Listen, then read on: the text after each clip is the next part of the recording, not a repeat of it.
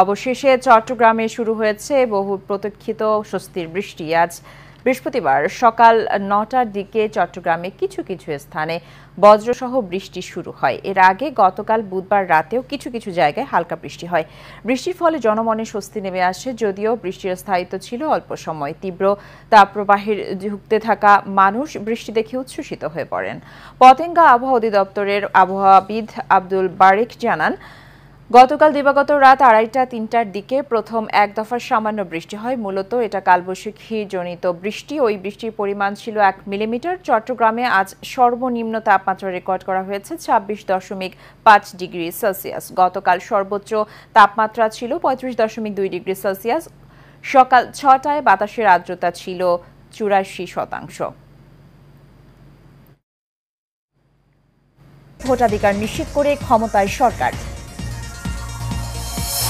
তীব্র তাপপ্রবাহের পর দেশের কয়েক জেলায় বৃষ্টিপাত। সন্ধ্যায় ঢাকায় বৃষ্টির সম্ভাবনা। ২ জেলায় বজ্রপাতে ৫ জন নিহত।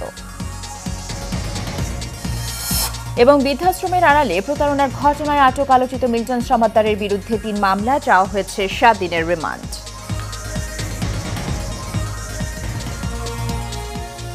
এশিয়া নিউজ এ পর্যন্তই। আমাদের পরবর্তী দেশ সংবাদ দেখার আমন্ত্রণ রইল। ধন্যবাদ।